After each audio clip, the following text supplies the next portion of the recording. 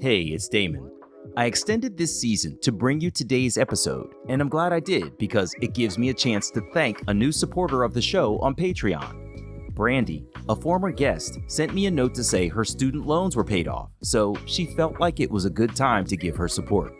I loved seeing that message because it told me that supporting this show for the benefit of other adoptees has been on her mind, and it was important enough to her to commit when the time was right. Thank you, Brandy. Whenever the time comes and you feel ready to support the Who Am I Really podcast, you can go to patreon.com/WAIReally and join the growing number of adoptees, birth parents, and supporters of the constellation who support the show. Okay, last one for the season. Let's go.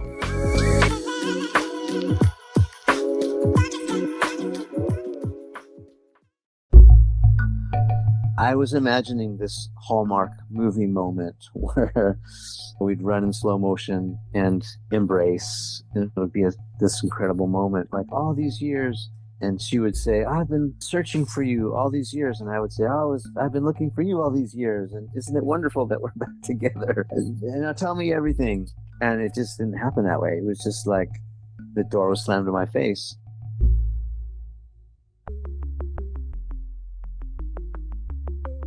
Who am I? Who am I? Who am I? Who am I? Who am I? Who am I? Who am I? This is Who Am I Really? A podcast about adoptees that have located and connected with their biological family members. I'm Damon Davis, and my guest today is writer, director, producer Bryan Elliott. We chatted while we were both in Southern California. Bryan grew up feeling underprioritized by his adoptive mother, so at an early age, he had ambitions of finding his birth family. He called a long list of women, only to realize she was among those who had repeatedly said, "Sorry, it's not me." Maternal secondary rejection was solidified with the threat of legal action, but later legal correspondence clarified his birth father's identity, a man he had searched for decades. It took some coaxing, but Bryan was finally granted full access to his paternal family. This is Bryan's journey. Bryan was born and raised in Southern California. He was adopted as an infant in his adoptive mother's first marriage. Bryan described his life in boyhood as a bumpy road as his adoptive mother bounced from husband to husband, prioritizing the men over her son, a third wheel with his adoptive mother and the men she chose. She married multiple times before he was a teenager, so Bryan really began to question his reality. It started me thinking or questioning, like, am I in the right family? Am I in the right place? Because I didn't grow up with a dad. And, my mom was a decent person, but she just made really poor choices. Didn't have a lot of self-confidence, always seemed to choose the wrong guy. And I was certainly a third wheel in this scenario where, she was picking these other men, leaving me sort of, hanging to find a place to stay. Could be with grandma and grandpa, could be with friends. But I was certainly, not first priority. And that became very clear to me pretty early on. And then, sort of this wash, rinse, repeat pattern, it became sort of patternistic for me. And I got kind of wise and didn't want to be in that cycle anymore. Can I ask you, I want to dig in on something that you said. You said, I started to wonder if I was in the right family. What do you mean by that? As I became older, I realized that I didn't really fit in with this family. I mean, I was made to feel like I was one of them, but I was feeling like an outsider.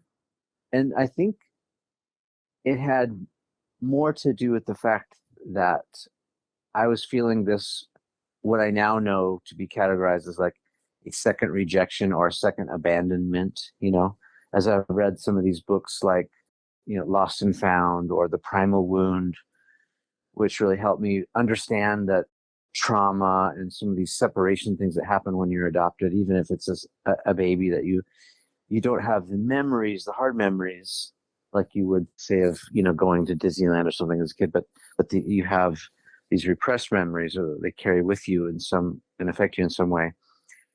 I realized that based on her decisions and me feeling like I was, not part of the decision-making process, and certainly wasn't the beneficiary of the decisions. I felt like I started questioning, like, okay, maybe I've got to fend for myself. Maybe this is up to me to make things good, or it's up to me to be happy instead of relying on a parent or a guardian to help me find my own way. I need to find my own way.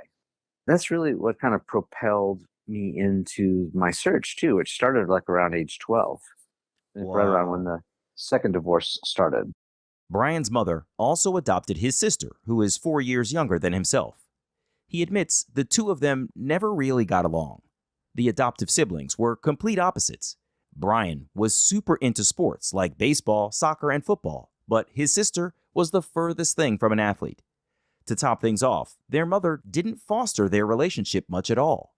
That thing many parents do, go play with your sister, intended to create a bond between siblings, there was none of that.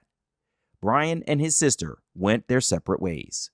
I looked at it in the beginning as rebelling, like she got into drugs and alcohol early. And now I know that's probably due to, the circumstances.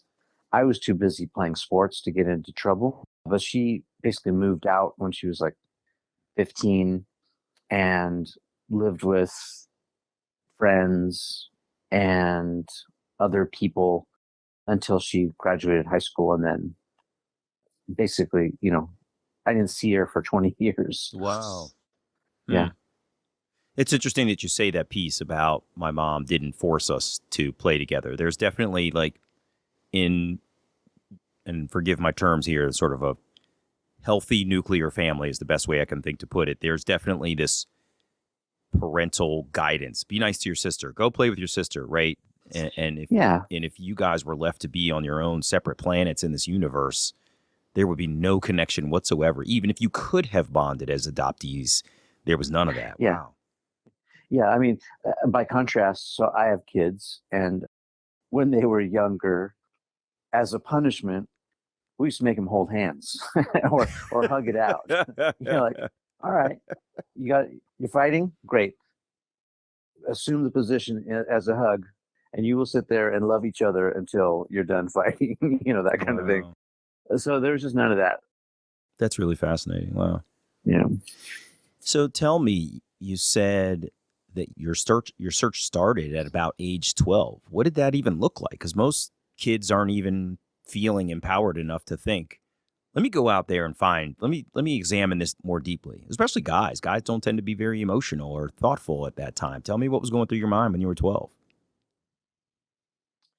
I think my life was turned upside down with the divorces. The first one I didn't really remember or, have conscious memories, but I do have little flashbacks of being in a courtroom. I think I was 8 years old, and being sort of whispered in my ear, like what to say to the judge about who I wanted to live with and why I wanted to live with them. So at the time, they were arguing who had custody, right? And so my adopted first dad was in Rhode Island, and Damon, I look back on it kind of in horror now. I can't believe this happened, but I was 5 years old, and they had joint custody at the time, and I got on an airplane by myself at LAX. My mom walked me to the terminal, and a nice flight attendant held my hand and took me to an airplane. And I remember sitting in an airplane seat, like American Airlines, and flying from LA to Rhode Island by myself. And I'm 5 because they had joint custody. And I remember sort of this first class kind of service. At least it was the feeling I felt like this flight attendant was waiting on me hand and foot, like bringing me food and snacks and like making sure that I had a good. But can you imagine you're 5 years old and you have a flight to the East Coast from the West Coast? Unbelievable. And you're by yourself? Yeah. It's unbelievable, right? Yeah. Like that happened. And this was, my guess is you're around my age, and there was no iPads and phones and digital devices that, can suck the time out of your day. Back then at 5 years old, you're just sitting here with probably 3 books and a coloring book, and wow. And plenty of food and snacks and ginger ale, Yeah. placating Uh, things. And you're right. It would be fearful too. I mean, this is a big plane with a bunch of strange adults around you. Oh man, I could imagine that would be really sort of traumatic and a reminder of how you're not prioritized because nobody came with you, right? yeah, yeah. I mean, as a father now, I can't get my head around that. If that were the case today, I would be sitting next to my kid, and I'd literally drop him off, and if it came to that, right? But Absolutely. anyway, so that was my Well, life, and yet, I didn't even blink. It was just like, okay, this is what we're doing. Okay, this is I've always been kind of the good adoptee and just kind of gone with the flow. Like, oh, okay, this is what's happening. Okay, I guess I'll do it. Oh, you're getting divorced. We're moving from our house. Okay. Oh, I'm not going to the same school anymore. Oh, I'm being torn from my friend group, and now I've got to make all new friends again. Oh, okay. yeah. Oh, baseball season's canceled. Okay. It's like it just became the norm, to have my life disruptor turned upside down. So I think I finally started getting a little bit wise when I'm 12. And after the second divorce, I was just like, all right, I guess it's up to me now to figure things out because the adults in the room are screwing everything up. Mm-hmm. And so this is a reflection I have as an adult today. I don't think as a kid I thought about that. I think I was thinking, hey, I think I'm curious about finding who my biological mom and dad are. Right? That was just the surface thought. But I think under the surface, all of these things that I'm expressing now were probably what I was thinking and feeling. Just couldn't articulate it at the time. Yeah, that makes a lot of sense. And to go back real quick, one of the things that I've noticed, a lot of adoptees will say that they just kind of went with the flow. And what I think part of that, and listen, as a child, you do what your parents have set up. If everything feels like it's broken and discombobulated and all the time, but that's all you've ever known, then that is your norm. You know what I mean? It's not disruptive if it's always been what everybody else would think is disruptive. You know what I'm saying? So the things that you grew up with were just how you grew up. You didn't grow up with a certain kind of structure and a certain kind of support and a certain kind of love, and then suddenly things were changed. It was always that way for you, right? Yeah. Yeah. I also think in a like maybe a defense mechanism or resilient kind of way, all the negative that was happening, somehow, some way, my brain decided, no, we're not doing that. We're gonna keep it positive. I don't like all this sadness and stuff that's happening. I want to choose the other direction. And so I think as a defense mechanism, I bounced back the other way hard, like maybe even overcorrected a bit. Like, I threw myself into sports.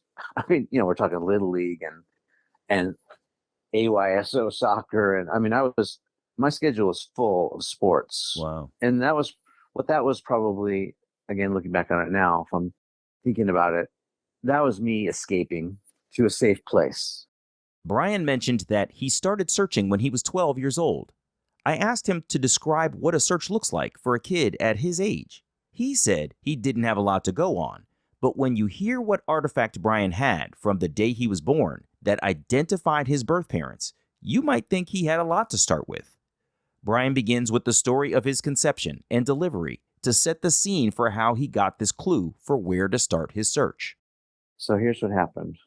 My biological mom was 17 years old and in high school, and her boyfriend took the relationship too far. She got pregnant, but she didn't tell her parents that she was pregnant until the day I was born. So she lived at home, carried me to term, 9 or 10 months. I was fully baked. And her dad had a pretty successful business, so he was off working. Her mom was a school teacher, so she was at school. She was at home sick that day for obvious reasons. And she calls my dad, who's at football practice, and says, I need a ride to the hospital. I'm having contractions. I think I'm gonna have this baby. And he comes by, picks her up, and takes her to the hospital in LA. Then the hospital, because they're minors, notifies the parents. The parents find out she's in the hospital having a baby. I can imagine sort of all hell breaks loose. because it's a very, you know, religious, conservative family where having a kid and not being married is seen as super shameful and a sin, and maybe it tarnished the family name, all that stuff that was happening before Roe versus Wade. And the family doctor who was in on the delivery also knew of a family that was in the congregation, the church congregation. They went to the same church. They had the same family doctor, and knew this other family, this woman who was 25 years old, who couldn't have children the natural way, and said, "Hey, both families are my patients. One girl's 17, not ready to get married, and wants to give this baby up for adoption. And I've got another family here who wants a baby. Let's do a deal." And so sort of a handshake deal was done within hours. And my dad and mom signed the relinquish forms, signed the parental rights away. And after one day in the hospital of tests and all that, then I was taken home on the second day by my adoptive mom. And that was that. And I didn't have any artifacts. My adoption was closed. My records were sealed away. But someone, whether it was a nurse or someone, had written down the names of my biological parents on one of those little hospital napkins, where you get served apple juice and, they give you a napkin with your Jell-O or whatever. On a hospital napkin was written their names. Wow. And that's the only artifact I had to find them, a tiny little breadcrumb. That breadcrumb had been tucked in the memory box that Bryan's adoptive mother kept with other meaningful things, like a clipping from his first haircut and other infant artifacts. At 12 years old, with multiple divorces behind them, Bryan was gravitating toward finding his roots and, hopefully, the family he did fit into. When he was a teenager, Bryan did research on how to petition the court to get his original birth certificate, or OBC. He wanted more evidence about who his birth mother was. Bryan doesn't think his adoptive mother knows he was searching, or at least she kept her mouth shut about it. If she did know, her silence spoke volumes. Bryan wrote letters to the court, but he was denied access to his OBC. Making no progress on his quest, the search was paused until Bryan saw the growth of the internet and the increased availability of public records. Back in the day, the old phone book that cataloged everyone's name, address, and phone number was called the White Pages, and with the growth of the internet, the White Pages were increasingly available online in digital form. Public records of marriages, divorces, property purchases, and more were also becoming available, which Bryan could cross-reference in his search. The White Pages had several hundred women with his birth mother's name who kind of fit some criteria of possibly being the woman he was looking for, so he started cold calling the women. One by one, Bryan shared that he was doing family research, stating his birth date and hospital where he was born, and named the doctor who delivered him. One very kind woman after another told Bryan that his genealogical work was wonderful. They were sorry they were not the woman, and consistently wished him luck finding his roots. Eventually, his list was exhausted. Recognizing he was born in the Van Nuys Hospital in the San Fernando Valley of Southern California, Bryan thought, if a woman goes to the hospital to deliver a baby, she's likely to drive to the very nearest hospital. Drawing a 10-mile radius around the hospital, Bryan focused on the high schools in the vicinity where a young teen mom may have been a student at some point. Pinpointing the high schools, Bryan did the classic high school yearbook search to try to find the young woman's photo. One by one, Bryan went to the high schools, spoke to the librarians, shared his research project, and they granted him access to the appropriate yearbooks. And when I went to Hollywood High School, I did the same exercise. And there, basically right around the junior year, I flipped the page and I found same name, same year of my mother. And I thought, okay, maybe this is my mom. And for the first time, I had a picture. Of course, it was black and white. It's from the 60s, but I had a picture of someone who could be my mom. Could you see yourself in that picture? I'm just curious. Not really, to be honest. Mm-hmm. I tried really hard. But, it's what is it, 2 inch by 2 inch right, little. right.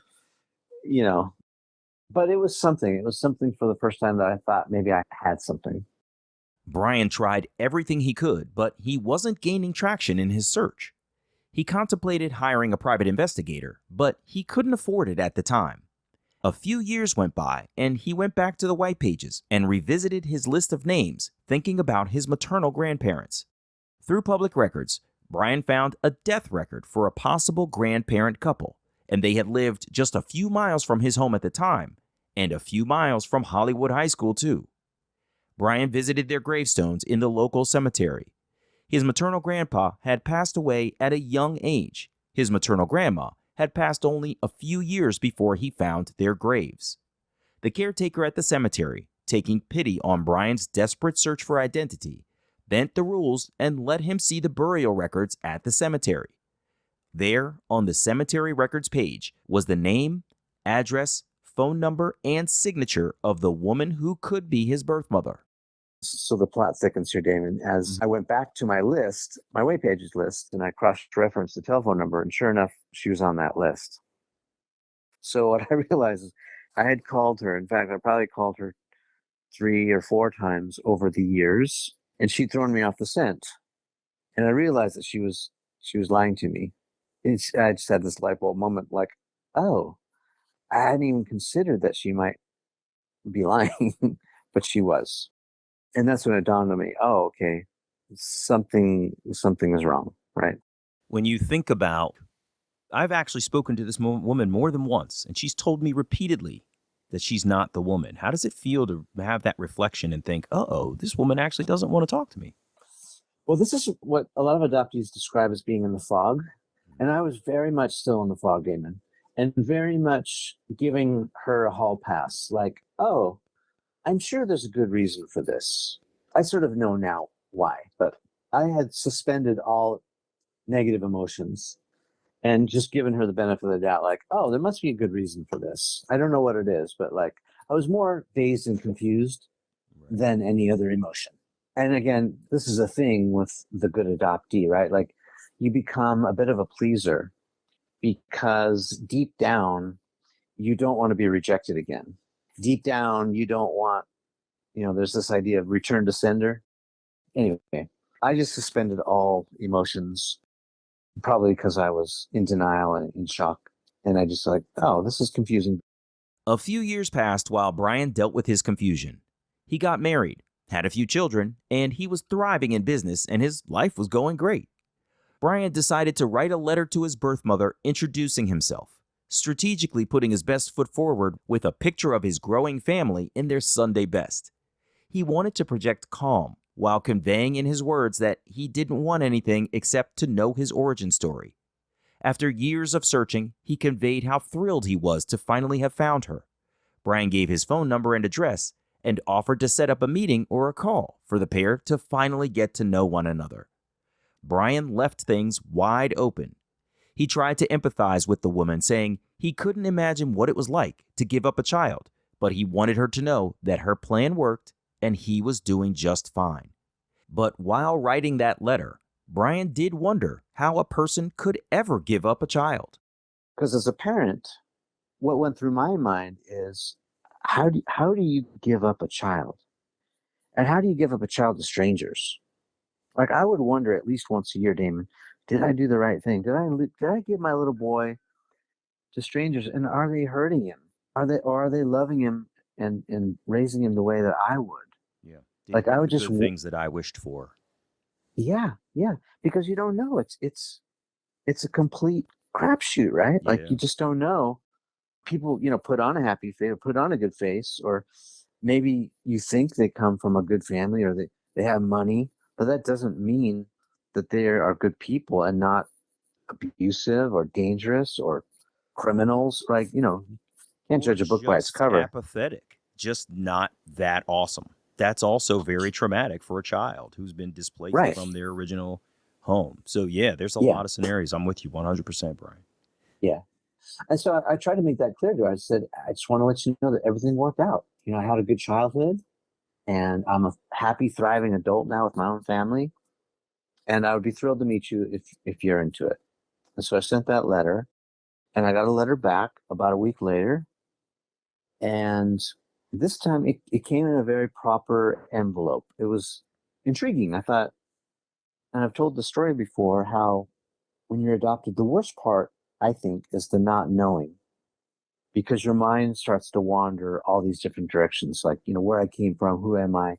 On the far right side of fantasy land, you think, is my dad, a professional athlete? And because I'm an athlete too, I thought, well, maybe my dad and mom are like these amazing athletes, and that's why I love sports so much. And who knows, maybe they live in a mansion somewhere and I'm going to be whisked away to a different life than the life I'm having right now. And on the other side of the spectrum, you wonder, am I the product of a violent crime? Like, am I a rape baby? Is that how I got here? And it's like everything in between, like so far into the spectrum, on the positive side of the fantasy, to the far other side of the nightmare. You just don't know who you are, where you came from, the circumstances of your birth. And so when I got the envelope back, I thought, oh, maybe I'm special. maybe the circumstances of my birth are a bigger deal than I thought. And I opened the envelope, and the letter says, "Dear Mr. Elliott, our client is in receipt of your letter and recognizes and admits that she is your biological mother, but wants no contact. And in fact, this is our official notice to put you on notice that if you have any further correspondence or try to send her or contact her, anything, we won't hesitate to file a restraining order against you." Wow. That's so cold. And it was a sucker punch. I was shocked. Like, I was imagining this Hallmark movie moment where we'd run in slow motion and embrace, and it would be this incredible moment, like all these years. And she would say, "I've been searching for you all these years." And I would say, "I've been looking for you all these years. And isn't it wonderful that we're back together?" Right. And now tell me everything. And it just didn't happen that way. It was just like the door was slammed in my face and threatened threatened by the law. Wow. And that was tough. And I was super confused. I was pissed. I was hurt. I was confused. I didn't know what happened. What hit me. It was really hard. Yeah.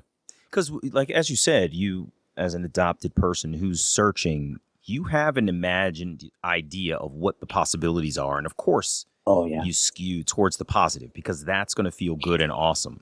And it's like a train almost barreling down the tracks. If you let your emotions go too far, that when this cold letter from an attorney's office comes in the door, it throws like a truck in front of the train and just brings everything to this crashing halt.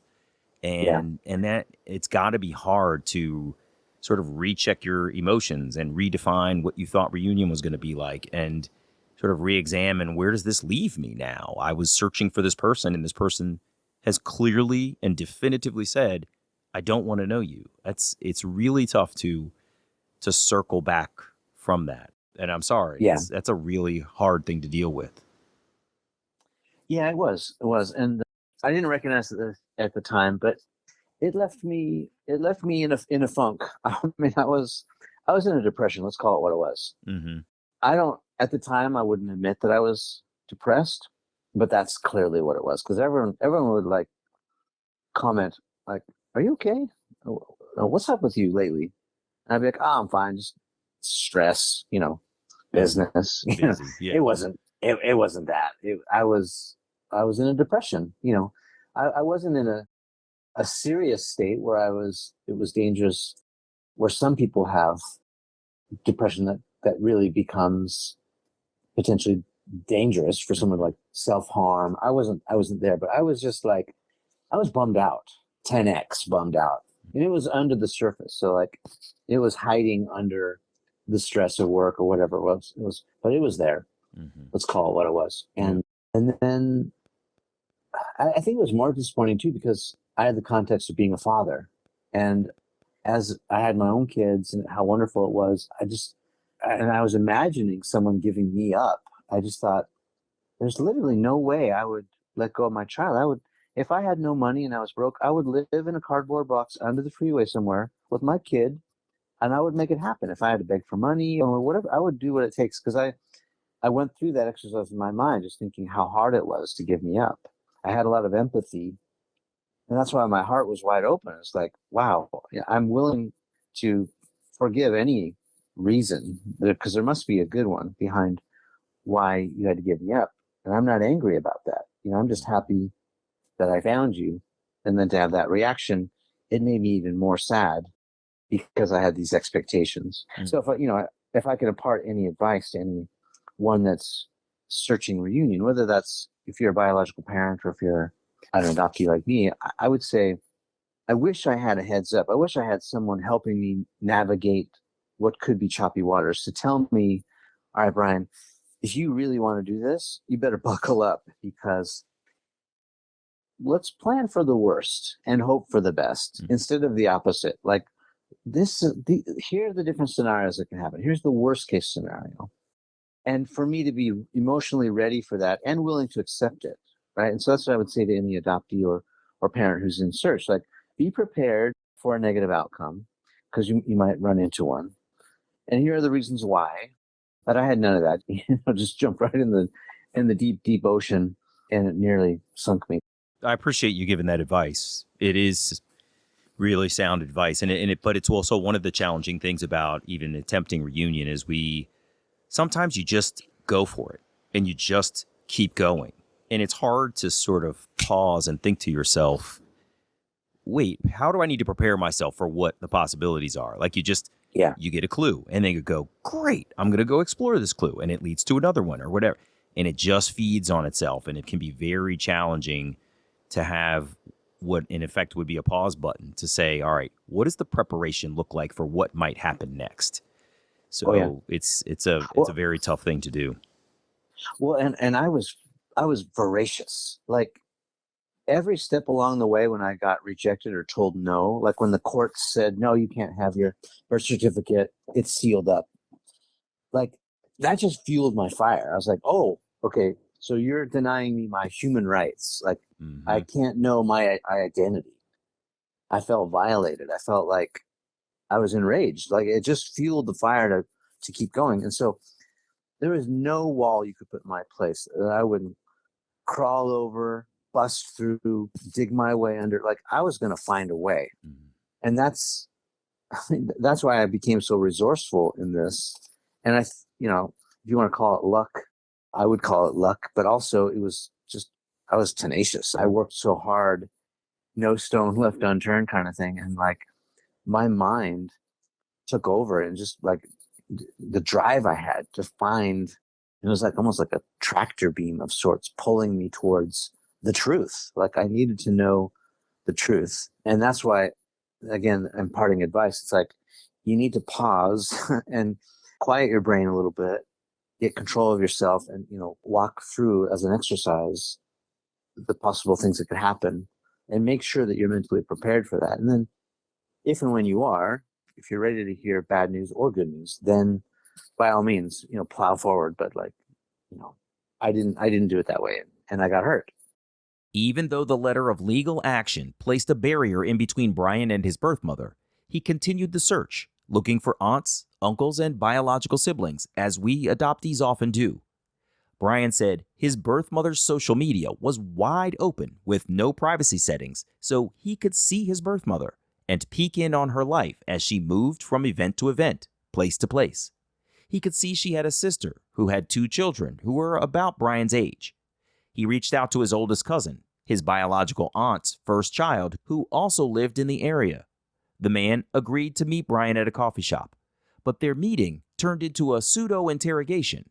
The man was defensive, questioning Bryan's motives for what he actually wanted and why he was suddenly seeking answers at that time. Bryan explained that he's never known his biological family, he can't get access to his birth records, and all of it is part of his identity, his roots. The cousin stayed defensive and kept things close to the vest, not revealing anything to Bryan, which left him confused. Following the trail, Bryan discovered on Ancestry that the family had done extensive work on its family tree, going back 500 years to Scottish royalty. And so I thought, oh, okay, well, I am a prince after all. I am special. I am living the pauper's life, but I guess I am a prince. by blood. That's me.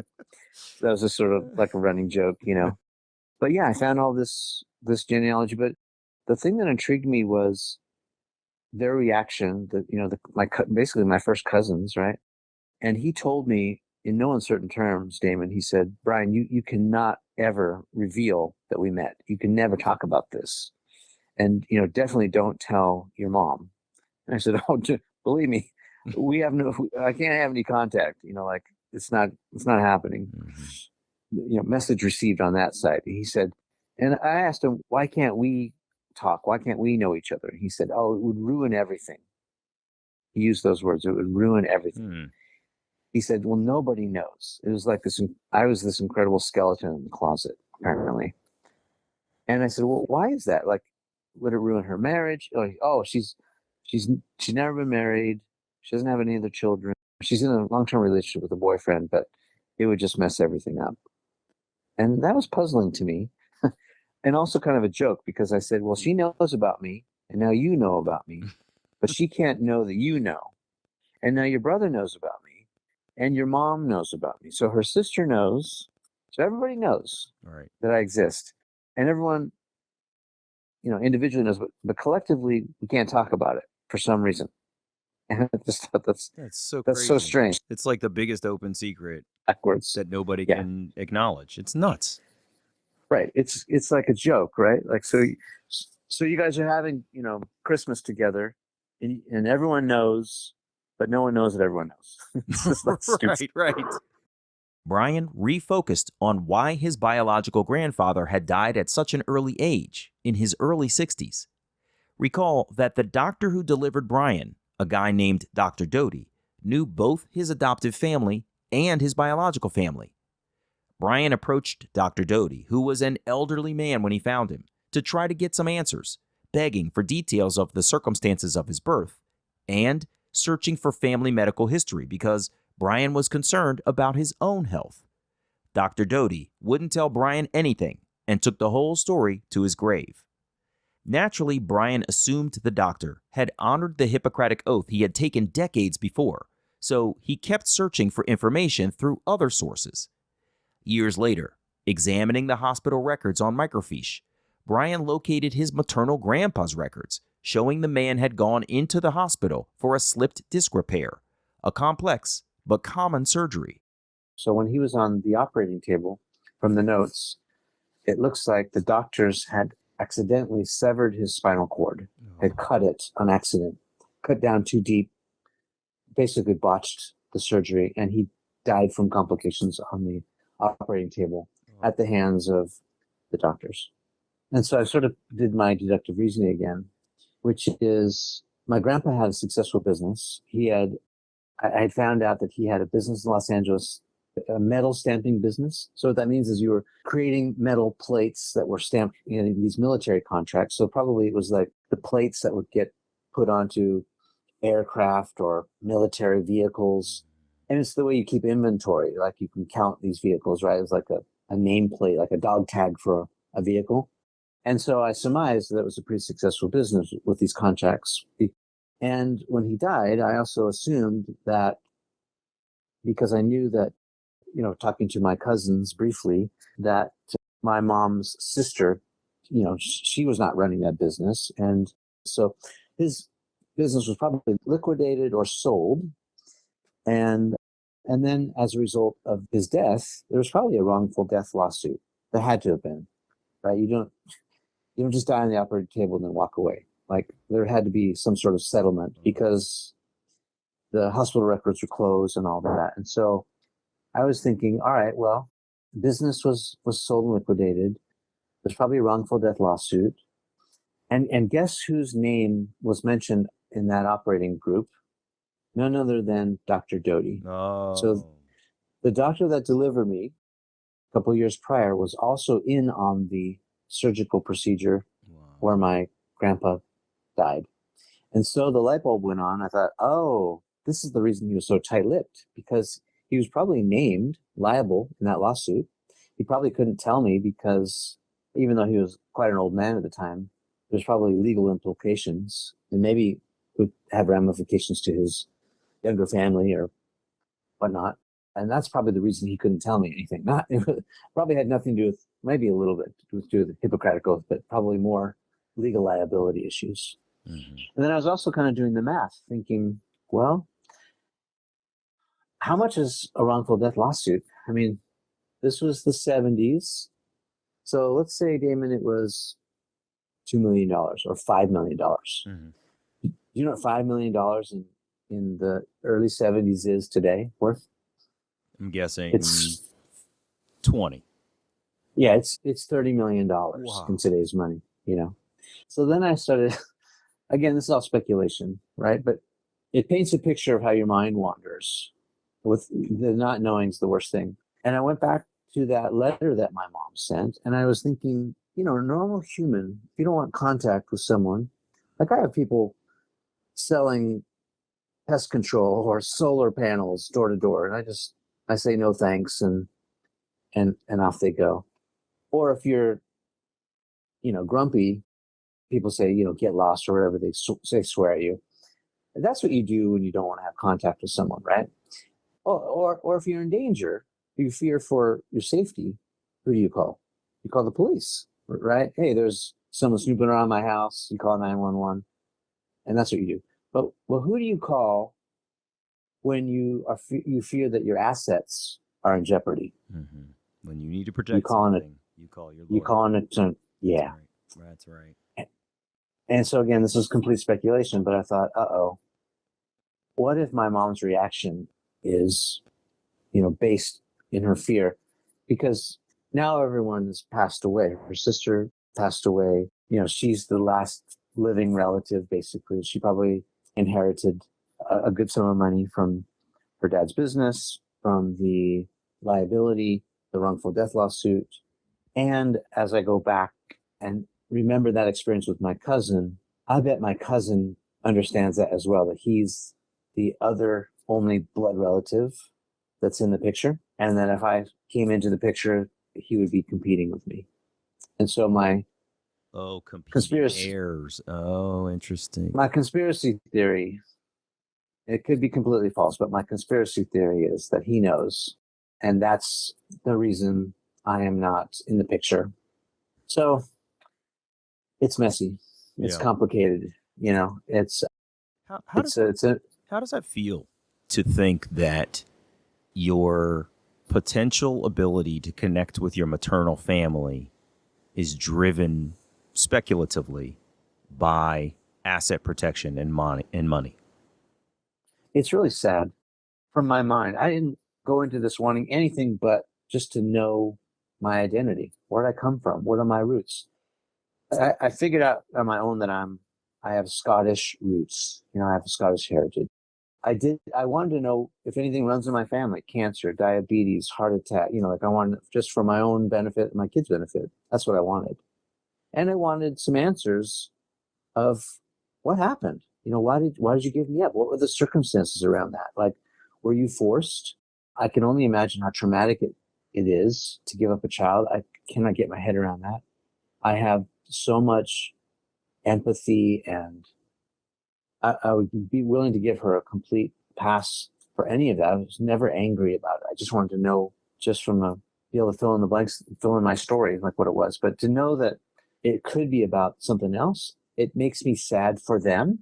I'm thriving. I'm doing great. I want nothing, right? And in fact, for those who are not informed about the law, when you're adopted and your biological parent relinquishes their parental rights, your rights are also severed in the process. So you're entitled to nothing.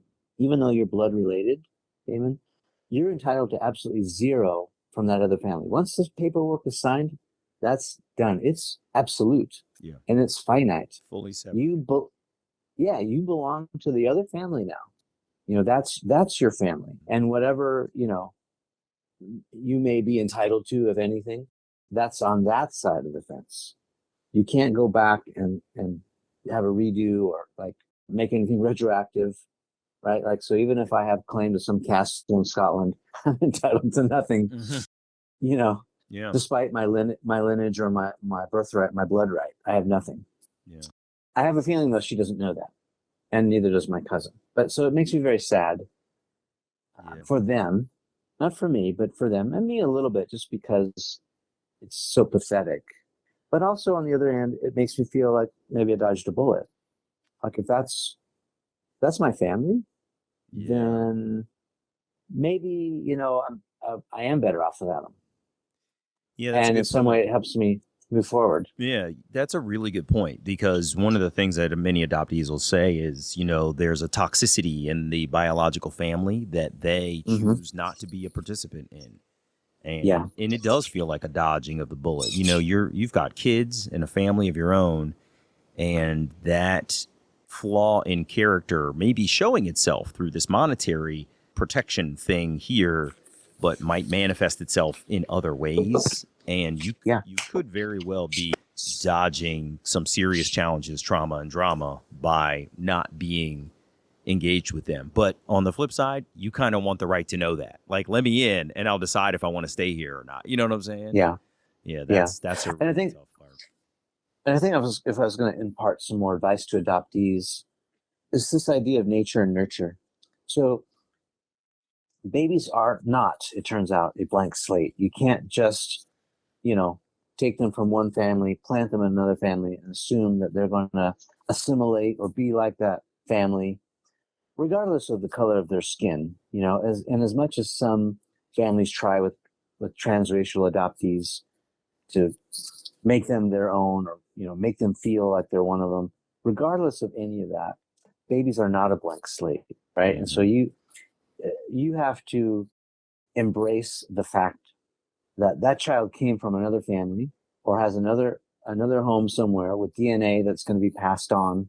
There's no getting away from that. But nurture is a thing too, right? So you can have a positive effect. So the advice is, if you discover that your family, maybe your mom or dad were pirates and sailed the seven seas and pillaged all of these lands and did terrible things, that is your DNA, but it doesn't have to be your future. Like, you can break that cycle and you can become whoever you want to become in spite of your true DNA story.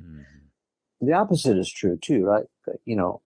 If you come from a family where you were nurtured in a very negative way, you grew up with abuse or emotional or physical things that are negative in some degree, you can also break that cycle, right? That doesn't have to be your story either, your future. You get to choose to write your own story. The past belongs to them. Let's face it. You didn't have any control, but the present and the future is yours. And we get to choose, how we move forward in the present and in the future. When searching for his biological father, Bryan replicated the same activities, documenting hundreds of men in the white pages who had the same name as the guy on the napkin, Bruce Kays. The napkin also indicated Bruce Kays was German and Jewish. Over the course of his search, Bryan got the same results he had for his birth mother. Every man he encountered said no, it wasn't him. The second search felt the same as the first, so the alarm sounded early that someone might be denying their parentage. Searching for records for the man's family, Bryan couldn't find anything. No birth record, death record, no high school yearbook information, and no one was admitting to being Bryan's birth father. Bryan was more adept at searching than he was in the first round, but his skills weren't yielding any results. Nearing the end of his rope, he decided to write a letter to his birth mother's attorneys to simply ask for information about who the man could be. Bryan provided the man's name and asked for some information like last known whereabouts, where the man went to high school and college, and other clues that could help him refine his search. If his birth mother wouldn't be in contact with him, perhaps she was willing to help Bryan move his focus to his birth father by providing a few easy answers. I sent that letter back to the attorney's office. Week later, I get a letter back, which basically was more bully tactics from the attorneys, like, how dare you contact us after all this time? We thought we made ourselves clear that your mom doesn't want any contact. However, we do notice that you're an idiot because you spelled your dad's name wrong. And you said your dad's name was Kays, Kays. Your dad's name is Karp, Karp. And and I realized that they had inadvertently told me exactly the information that I was looking for, which is, I realized at the moment I was on this big wild goose chase that someone, whoever wrote on the napkin all these years ago at my birth, had written my dad's name wrong. That it was not Hayes, it was Bruce Karp. Wow. So they either transposed it from a document where he had written his name on a form or something, they'd written it wrong, or they'd heard it wrong or something. But anyway, someone with good intentions who had written it on that original napkin at the hospital wrote his name wrong. And I'd been on like a 25 to 30 year goose chase. Oh, man. Now, when I had his name, that sweet irony was given to me by the attorneys. I went back to the internet, back to my methods, and within, Damon, I'm serious, like a minute and a half, 90 seconds maybe, I had him. Because Wow. I could see the paper trail that he had moved from the Hollywood area up to the Bay Area, and I would have bet all the money in my bank account that was him. I was like, I got him. This is definitely him. Same age, the public records that show me he had a house in North Hollywood, and then he had a house up in the Bay Area. I was like, this is 100% him, or I'll eat my hat kind of thing, And it had his phone number. It was publicly listed in the white pages. So I was like, you know what? F it. I'm calling him, like cold call. And so I called him up. And this was right around this time, like a couple of days before Father's Day. It was kind of about this timing. This was 2010. So I called him. A woman answered the phone. I said, I'm calling for Bruce Karp. She said, certainly. Handed the phone over to Bruce. He answered the phone. I said who I was. I was doing some family history research. My mom is this person. She went to this high school. I was born at this hospital at this time, this day. I think you might be my dad. He goes, yep, you got me. It's me. Wow. I thought you might be calling one of these days. And it's just like this big sigh of relief, like, okay, all right, it's on, let's go. And I told him what had happened with my mom. He was quiet about that, but he listened and he apologized. And then he started to fill in the blanks for me and told me kind of the whole story of how they had met in high school and were high school sweethearts and had been dating all through high school. They went to the Sadie Hawkins dance. They went to prom together. They, from freshman all through basically her junior, senior year when she got pregnant that junior year, and that he had picked her up from football practice when she called saying that she was delivering me, that when they got to the hospital, he had actually suggested to her early on when she told him that she was pregnant, he said, you should have an abortion because, we're too young to get married. And she was not interested in that. She was not having that because she was pretty religious and that was just not an option for her. And he was Jewish, but not really practicing, not a religious guy. He was just Jewish by heritage, by culture. He had not really told his parents. I mean, I think he mentioned to his dad, and his dad said something like, well, are you taking care of it? And he said, yes. And his dad was like, fine. And that was the end of it. And that he signed the paperwork at the hospital. And that was pretty much it. They broke up. They never spoke to each other much after that. He graduated. He was a year older than her. He was 18. She was 17. He was a senior. She was a junior. And at graduation, they basically parted ways. He moved up. This was like, the year of the Grateful Dead, Janis Joplin. This was the free love era. He moved up to the Bay Area and went to work in the wine business, but, basically lived what you would imagine a hippie would live like, and just had a terrific life, very, super colorful, fun life. But he filled in all the blanks for me. And it was amazing for me to get closure on that story. Bryan was feeling good that some of his worst fears hadn't come true in his origin story, and that his parents had been in love and were dating for years.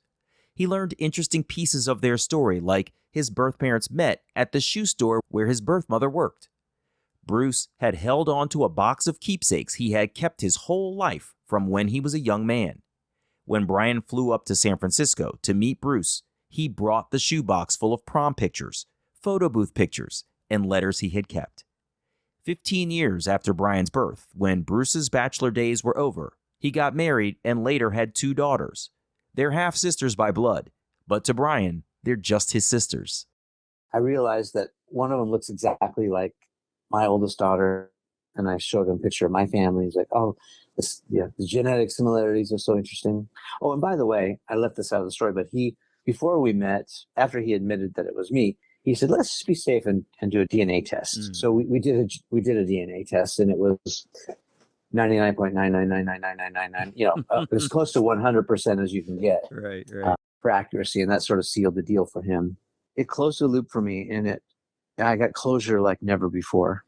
The circumstances of how I got here, that story was filled in. So now I knew what happened, and he told me all the details about how she had not told her parents about her pregnancy, that she hid it from them, wearing these loose fitting clothing and 60s style dresses that you could hide a pregnancy. He showed me all the high school pictures that they had taken together and that he had kept. That she was thin and petite, and she could kind of get away with that. She didn't gain too much weight with me. He told me how her parents were not crazy, that they were a Christian family and he was Jewish, and they weren't wild about that. He didn't go as far as to say that they were anti-Semitic, but you can kind of get the idea that it was not the most ideal relationship, that she was dating someone outside of their faith. Yeah. And certainly that he had got her pregnant was probably, deal breaker. And my guess is that, and he also told me a little bit about her dad's business, and he filled in some of the gaps for me too, where he said, oh yeah, they didn't live in like this giant estate. Like it wasn't that kind of wealth. But he said on her 16th birthday, her dad rolled up a brand new 60, like the first off the factory floor convertible Mustang. He said it was the most gorgeous car he'd ever seen. It was like this incredible emerald gold with white interior convertible Mustang. And if you're 16 in high school and you're getting that car, you're not poor. Things are pretty good for you. Yeah, living in North Hollywood. But anyway, a lot of the backstory he filled in, and it was just like, it was everything I wanted. Bruce shared that his parents, Bryan's paternal grandparents, lived to a pretty old age, dying of emphysema after decades of smoking several packs of cigarettes a day. Bruce suspected the heart attack he suffered in his 40s was a direct result of years of inhaling secondhand smoke from his parents. The news that his paternal lineage was otherwise healthy gave Bryan some peace of mind as someone who had lived a healthy, athletic life for himself. Continuing the search for history and artifacts, as we adoptees often do, Bryan dug into his paternal family's origin story. He located Ellis Island immigration records and the ship manifest from the Carp family coming over to the United States in the 1800s. Bryan found records of the family settling in upstate New York and pictures of a great-grandfather multiple generations back with a long beard, flanked by his two sons holding sickles in front of corn stalks. Bryan was introducing Bruce to his own history and images that Bruce had never laid eyes on before. So all that just closure is just like, all right, I feel fulfilled. Like now I know. Yeah. I know who I am. I know where I came from. I know my people. Yeah. And it was just been incredibly rewarding. Yeah. It's almost unbelievable how grounding it can be. You are the fruit of some tree, but being actually reattached to that tree and looking back down the branch you came from and then down the trunk into the roots is so incredibly, it centers you in a way that you can't predict. You feel like you want to know these people, know who they are, know some of your history, but you can't even fathom until you see it how deeply it impacts you to get that kind of information. When I met my biological mother, she was a genealogist, and she handed me records going all the way back to the days of the slave trade in this country. And just, it took me from the lessons that I learned in school and the history that I had always known to an actual line of my own blood in this country. It's just really, really, really fascinating stuff. Tell me about your relationship with your sisters. Well, there's a bit of an iceberg beneath the water with the story of my dad. I'll give you the short version. When he showed me the picture of my sisters, I was so excited to meet them. And he said, we need to pump the brakes on that because I'm not ready to tell my family that you exist. And again, my heart sinks, right, at the time, and I'm thinking, why not? Like, are you ashamed? Are you ashamed that this happened? Would it rock your marriage? Like, was there some infidelity that you're not telling me? Like, why not tell your family? He wouldn't really tell me. He wasn't a super good communicator. Mm. He couldn't articulate, feelings really well. He was kind of old school that way. But he just said, I'm not ready, and they're not ready. And so I had to respect that. As difficult as it was, I said, I have to let you know that I can see their Facebook pages, and at this point it was Instagram. I can see their lives. And he goes, "Oh, that's fine." He goes, just don't contact them." And I said, "Of course, I will never go behind your back. I will not betray your trust, and I will never reach out to them. I'll wait till you're ready." And so this went on, Damon, for another year. It went on for 7 years, and my dad would not tell his family. And by this time, my wife is furious with him. She's just like, "How could you put up with him? How, I can't believe he won't tell his family. What is wrong? How can you be so understanding?" And I just said, I don't want to happen with him with what happened to my mom, which is, it's a closed chapter. I have no contact. And I'm just hanging by a thread here. Like, we are slowly building a relationship together. He's telling me all the information I want, but I also have to be respectful of his privacy. I don't know why he won't tell me, and he won't tell them. There's got to be a reason. And every year, at this point, we were really developing a relationship.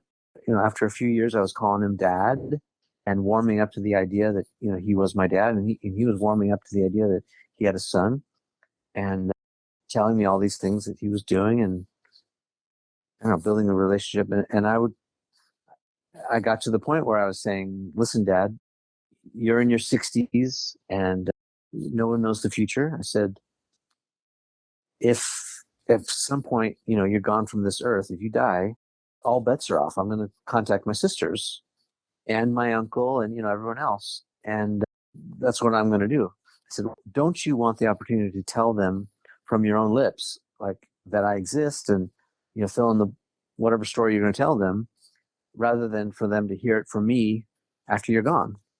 And he would always admit, "Oh yeah, it's probably the right thing to do." But, yeah.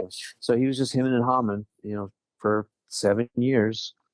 And finally I had this conversation because his health was diminishing a little bit. He had, of all things, back problems. Oh boy.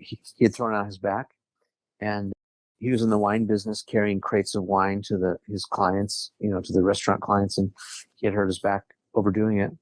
And he was in pretty bad health, and he admitted that now is the time. And so I said, "You're going to do it this weekend?" He said, "Yes, I will." And it was a Friday we talked, and on Saturday he called me up and he said, I told my wife, and she was mad that I didn't tell her sooner.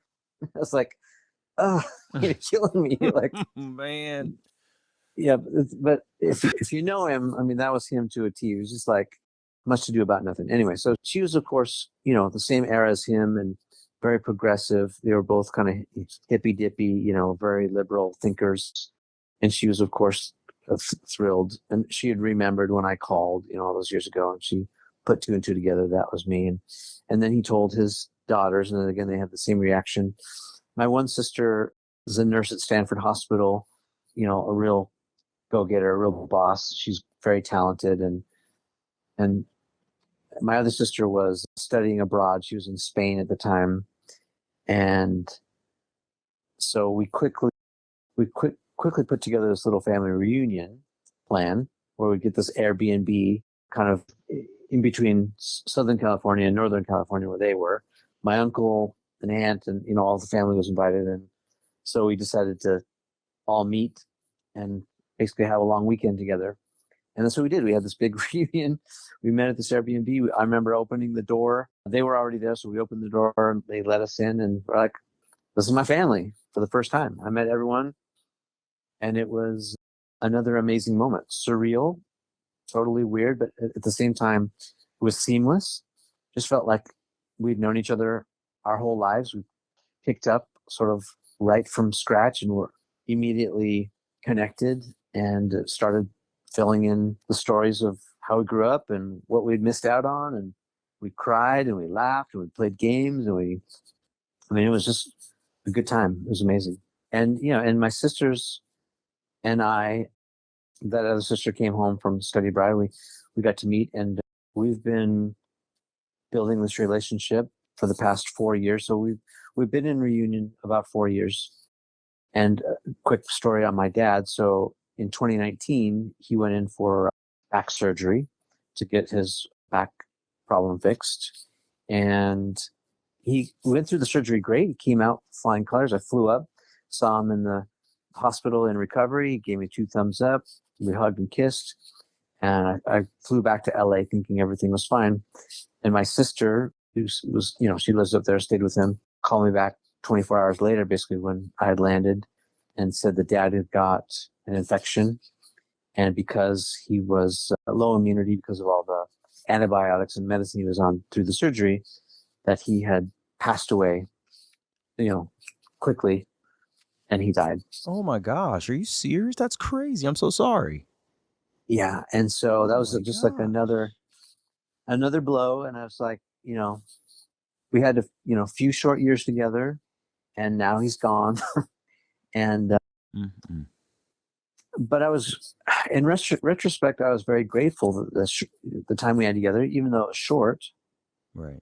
And it kind of solidified the love and the relationship between me and my sisters, because we thought, well, it's just us now. Of course, their mom is wonderful and healthy and amazing, and she's got to carry on now without dad. But we're all kind of like building this new family dynamic, and they live up north, I live down south, but we're very close and we love each other, and we're building this relationship. And so it's wonderful. It's been everything to me, I have to say. That's amazing.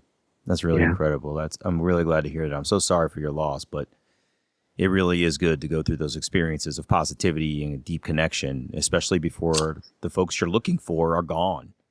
So yeah, I'm glad he came clean, and I'm glad everybody was like, what the hell were you waiting for? You know what I mean?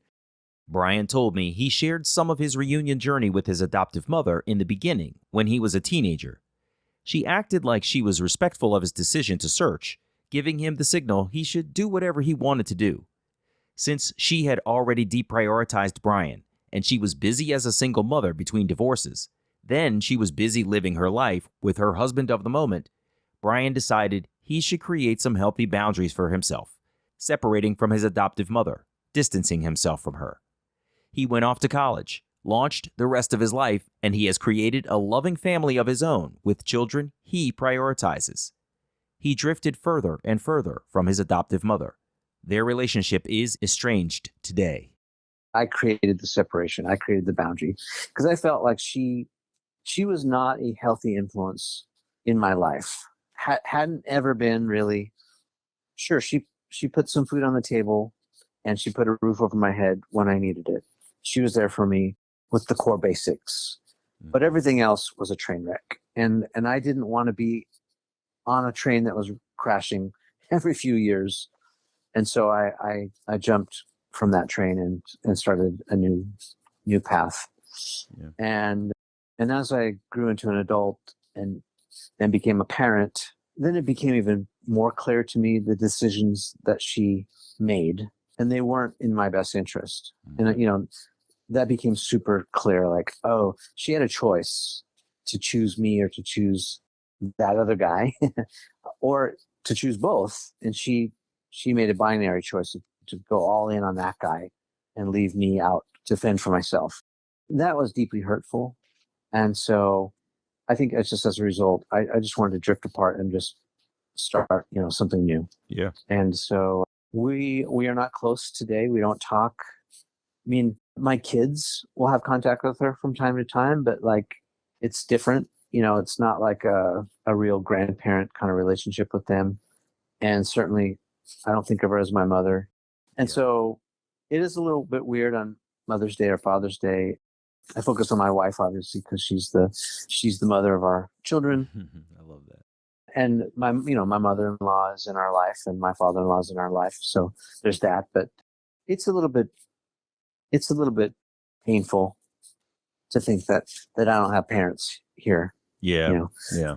And it's not because they've died. It's because of poor choices lack of sort of a concerted effort towards familial love. And sort of deprioritizing you when you should have been made number one. The choices shouldn't have been binary, you or. It should have been, I choose the man that also includes my son as part of his priorities. And that's really sad. Yeah. Well, and I do feel the loss when my dad died, because he was the only dad that I really felt I was beginning to call dad.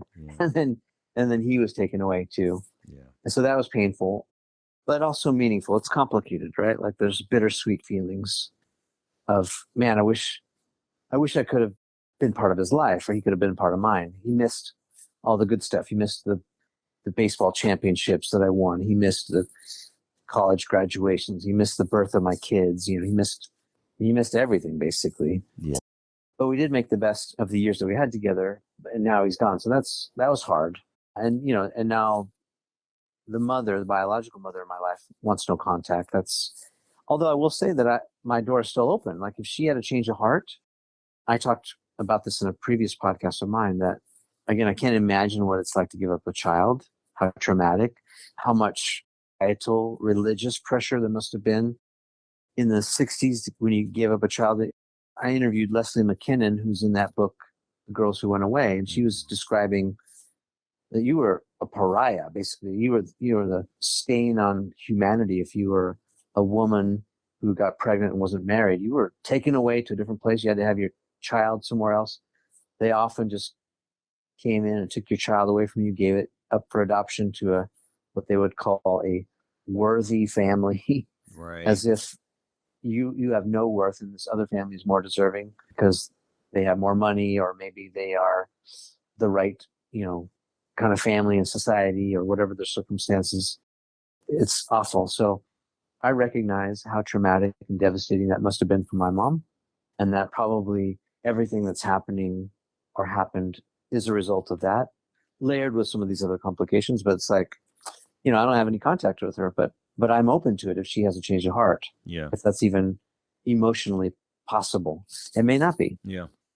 Yeah. Well, I hope it is. Sometimes time, age, being forced to confront one's own mortality can definitely change a person's thoughts about prior decisions. And I'm hopeful that she will come around. So I definitely wish you the best on that. There's still time and there's still hope. So yeah, I am not holding my breath. I hear you, but it's worth putting it out in the universe that your door is open, because it's a two-way street. And if you close your door and she opens hers, then you're still where you were. Bryan, the creator that he is, has launched a podcast called Living in Adoptionland.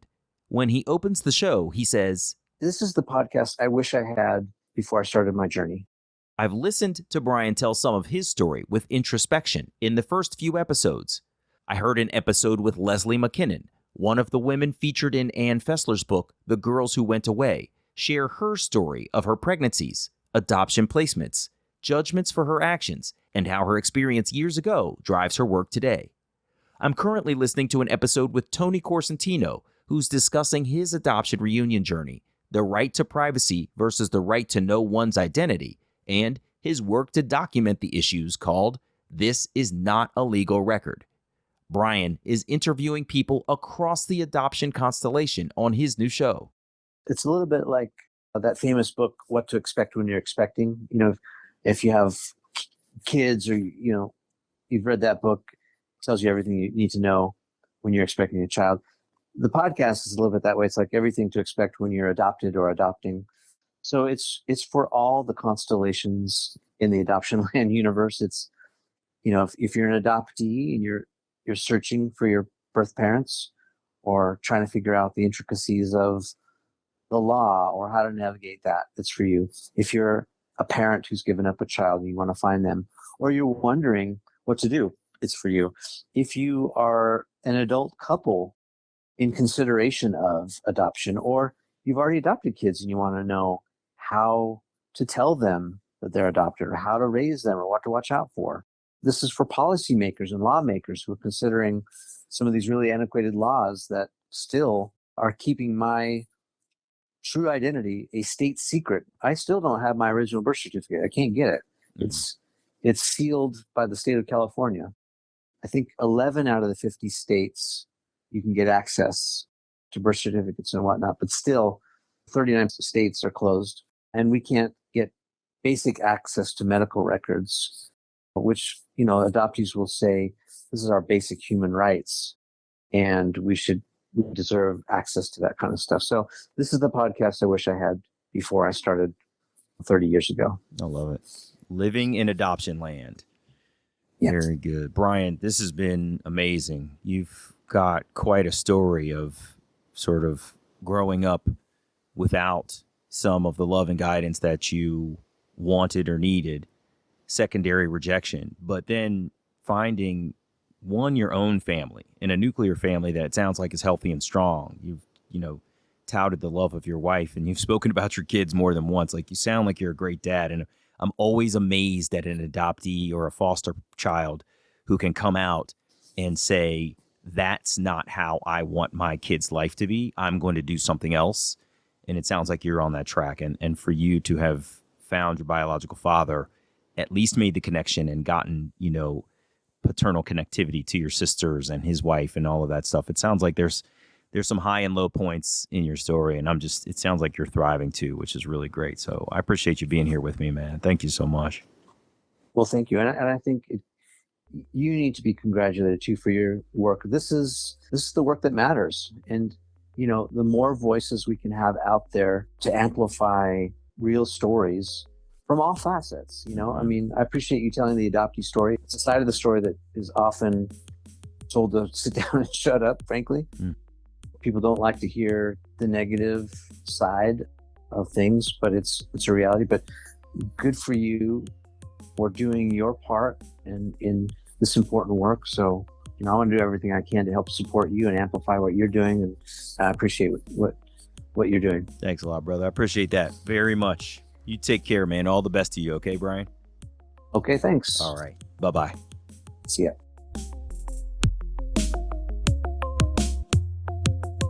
Hey, it's me. Bryan's boyhood lacked the love and connection that a child needs, so it was sad to hear that he wasn't the focus of his mother's attention, driving him to create separation from her. Then, to hear that Bryan went on a long journey to find his birth mother, only to learn that he had found her. She didn't want contact, and it may have been to protect family wealth, was another heartbreak. But when Bryan found Bruce, and his dad said he'd been expecting his call, I was so glad to hear he was receptive to reconnecting with the son he knew was out there somewhere. It's a cruel coincidence that Bryan lost his maternal grandfather and his birth father to horrific complications in back surgery. But it's clear, Bryan is glad for the short stint of time he did have with Bruce and the wonderful relationships Bryan still has after Bruce's death. This was the last episode of Season 10 of the Who Am I Really podcast. It's time for a break for the summer so I can recharge, focus on some real estate investing projects, take some time away with family, and relax. I'll be back for Season 11 of the show in the fall of 2022. I'll miss you all while I'm gone. Stay safe and well until you hear from me again. In the meantime, I'm Damon Davis, and I hope you found something in Bryan's journey that inspired you, validated your feelings about wanting to search, or motivates you to have the strength along your journey to learn, who am I really?